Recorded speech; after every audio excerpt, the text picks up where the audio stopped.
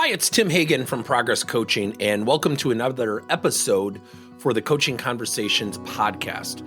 Now, we are on Stitcher, we are on iTunes, and multiple different channels. Please check us out. Now, one of the things that you'll get out of our podcast episodes is a lot of content, a lot of strategy. It's not fluff, it's not concept, yet we really want you to engage with the content and let us know your feedback. If you have any questions, feel free to reach out to us. If there's topics you'd love to have us address, we would love to share them with you. Let us know your impact and let us know your feedback.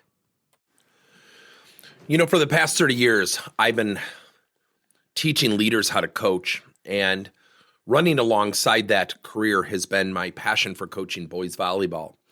And I'm still amazed, even to this day, going to volleyball matches and listening to people.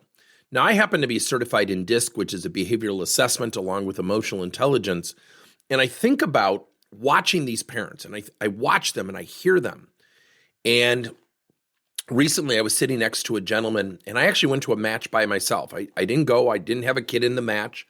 I didn't have a coach that I was rooting for. I was literally, just watching for the love of the sport.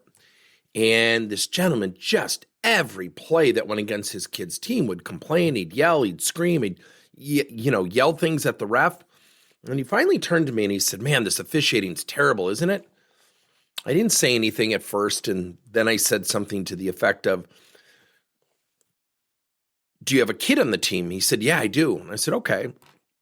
I said, "You really seem to know a lot about volleyball." And he said, "Oh, yeah, I do. I've had 3 kids play."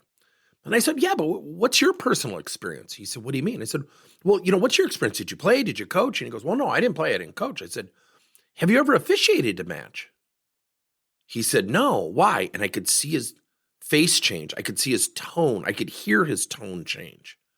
I said, "Oh, interesting." I didn't combat him. I didn't confront him. I did everything with a smile. He said, "Why did you ask?" And I said, "Are you really open to that feedback?" He said, "Yeah, sure, I really am." I said, "Okay, great." I said,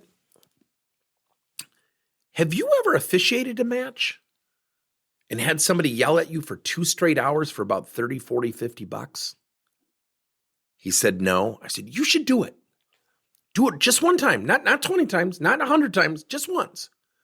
And I promise you, you will never, ever yell at an official again." I got up and I walked away. And the reason I walked away is he asked me questions. I didn't offer him advice. I didn't confront him. See, that's the gift of coaching. See, I believe what is really at play here is something called emotional interpretation. See, a lot of times we label things, and I hear parents who will complain about other parents. Well, they're living through their kids. That's not really what's going on. What's going on is I see my kid struggling. Something unfair is happening to my child. I want to fix it. I want to complain about it. When my kid isn't getting enough playing time, I got to go see the coach. Why? I made this joke to a friend of mine who kept saying, "Yeah, I went to the coach. I went to the coach. I went to the coach." I go, "What happens when you die?" He goes, "What?" I go, "Like when you drop dead, do you leave notes for someone to go in to the boss and fight for your kid?" He said, "Well, no, he'll be an adult then." I go, "Yet he's learning adult behaviors right now. How is he going to advocate for himself? How is he going to have a conversation with his boss and himself? And how is he going to be objective about his boss? Because every time something goes against him, all he's heard is, 'It's unfair to my child.'" This gentleman, my friend, looked stunned. And that's why I chose to have the conversation with that gentleman at the volleyball match. And as I was walking out to my car, the gentleman from the volleyball match came up to me and he said, "I really was thinking about what you said." And the reason I knew he was, so when I sat across from him, I sat on the other side of the gym, basically saying, "I don't want to sit next to you." It was not pleasant. Because at one point during the conversation, I said to him, "Do you feel like you're an objective person?" He goes, "I do." I go, "Not once have you complained about the officiating when the call was in your kid's team's favor." So when I was walking out, he came up to me and he said, "I really thought about what you said. I've never had someone bring that up to me in that context." And, I said, "Good." I said, these guys don't make a lot of money. It's not fun being screamed at, for 6, 7, 8 hours a day, standing on your feet. And by the way, guess who yells at him? People who have never coached or played. And he goes, yeah, you're right. Now, did I cure this gentleman? No. See, I think the challenge we have, or the challenge that parents have, and we all have it, we see our kids struggle. We want to create a path for them. And what we have to do is really help them find skill sets so they can create their own path. One of the greatest things kids can have today is a bad teacher. One of the greatest things kids can have today is a bad coach. Here's why. It teaches resilience. I still think one of the greatest books ever is by a woman, Angela Duckworth, Grit. And she talks about the number one determinant of success is grit, guts, resilience, intensity, tenacity. It is overcoming change and challenge and persevering over a period of time. Gosh, what happens? When a parent sees that a kid's not playing, how many times have we heard these horror stories about getting the parents together in a petition and we've got to have the coach removed? Are you kidding me? What are you going to do when you go into the workplace? Now, somebody might argue that. You know, I have talked to people, one being my sister-in-law, who once told me a story of a parent who actually came into a post-college, not internship, post-college job interview.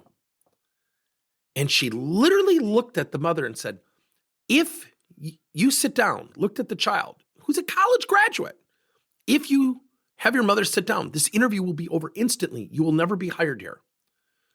Both people sat down. My sister-in-law got up, closed the folder, and guess what the parent did? The threats come. Just like, I'm going to call the athletic director. She said, well, I'm going to go to HR. My sister-in-law looked at the mother and said, who do you think just told me to do what I just did? And walked out of the meeting. Think about that child's lack of capability of having their own conversations and advocating for themselves. Youth sports is one of the greatest predictors of behaviors in the corporate workplace. Thank you for listening to another episode of Coaching Conversations by Tim Hagen and Progress Coaching. Now, our company is always coming out with new and innovative solutions to help leaders coach their employees. And recently, we just created a new service called Coach to You, where leaders can pick and choose topics and assign 7 to 21-day programs for employees to learn and, more importantly, apply actions and then reflect and share what they're going to do going forward as a result of the learning. It's called Coach to You. We're literally bringing coaching to your employees. If you're intrigued, we'll have a link in each one of our episodes where you can get more information. And again, thank you so much for listening to another episode.